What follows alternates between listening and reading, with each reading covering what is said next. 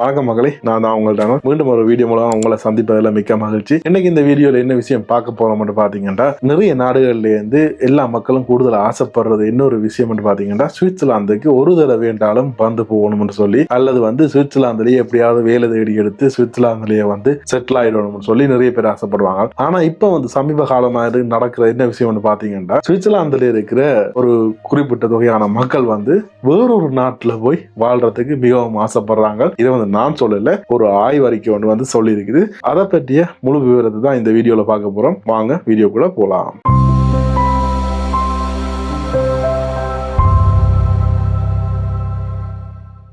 அதாவது மக்களே பாத்தீங்கன்னா, சுவிட்சர்லாந்து ஒரு செல்வ செழிப்பான நாடா தான் எல்லாருக்கும் தெரியும். சுவிட்சர்லாந்துக்கு அவங்களோட வாழ்வு செட்டில் ஆயிடும் சொல்லி எல்லாருமே நினைத்திருக்கார்கள்.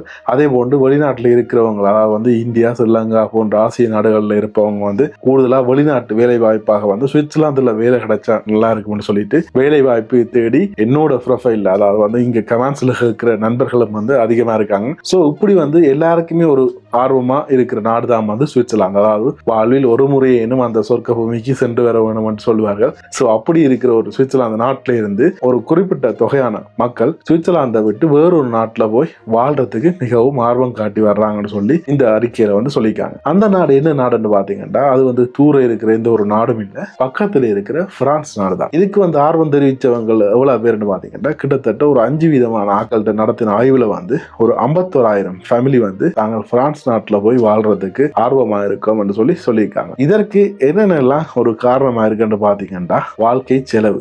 என்னதான் சுவிட்சர்லாந்துல நிறைய சம்பளம் எடுத்து நல்லா இருந்தாலும் இங்க வாழ்க்கை செலவு கொஞ்சம் கூட அதிகமாவே இருக்கு. என்ன விஷயங்கள் என்று பாத்தீங்கன்னா, வாடகை, வீட்டு வாடகை என்று வரும்போது அதிக அளவான வாடகை மற்ற யூரோப்பியன் நாடுகளை ஒப்பிடும் போது சுவிட்சர்லாந்துல வீட்டு வாடகைகள் அதிக அளவா இருக்கிறது. அதே நேரத்துல சாப்பாட்டு சாமான்கள் வாங்குவதில் அதிகமான விலைகளை கொடுக்க வேண்டி இருப்பதும், அதே நேரம் வேலைகளுக்கு போய் வர்றதுக்கு காரை பாவித்தாலோ அல்லது பொது சேவைகளை பாவித்தாலோ அதுக்கும் அதிகளவான பணத்தை செலவிட வேண்டி இருக்கிறது. இது சுவிட்சர்லாந்து வாழ்க்கை செலவை தீர்மானிக்கிற பெரிய 3 காரணிகளாக இருக்கு. மற்றும் இதை தவிர சுவிட்சர்லாந்தோட டாக்ஸ், அதாவது சுவிட்சர்லாந்தோட வரிகள் கொஞ்சம் வித்தியாசமான முறையில் இருக்கிறபடியா இது அனைத்தும் சேர்ந்தது ஒரு பிரச்சனையா மக்களுக்கு இருக்கிறது வாழ்க்கை செலவில். அடுத்ததா இருக்கிற விஷயம் என்னன்னு பாத்தீங்கன்னா, சுவிட்சர்லாந்தோட அரசியல் மற்றும் சமூக சூழல் அது கொஞ்சம் டிஃபரெண்டா இருக்கு. மற்ற நாடுகளோட ஒப்படைக்கல சுவிட்சர்லாந்துல வாழ்கிற மக்கள் தங்களோட வேலைகளை பார்த்து கொண்டு நார்மலா தெரிவார்கள். ஒரு சமுதாய இடைவெளி மெயின்டைன் பண்ற மாதிரியே இருக்கு. கிட்டத்தட்ட பாத்தீங்கன்னா அது சிலருக்கு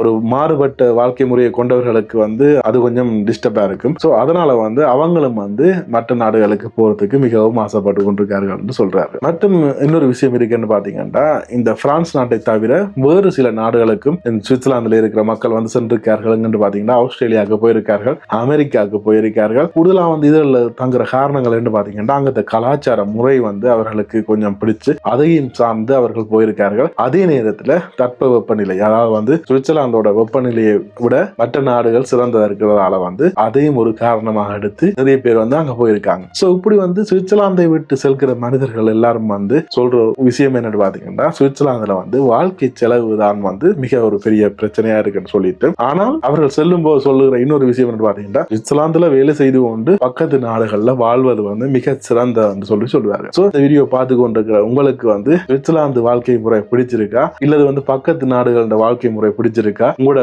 பதில கமெண்ட் செக்ஷன்ல சொல்லுங்க. அதே நேரத்துல சுவிட்சர்லாந்தை விட்டு போகணும்னு சொல்லி நீங்க யோசிச்சிருக்கீங்களா? உங்களோட கருத்துக்களை எங்களோட கமெண்ட் செக்ஷன்ல சொல்லுங்க. இது போன்ற சுவாரஸ்யமான செய்தியோட இன்னொரு வீடியோல உங்களை சந்திக்கும் வரை உங்களிடம் விடைபெற்றுக் கொள்வது உங்கள் டனோஜ். நன்றி, வணக்கம்.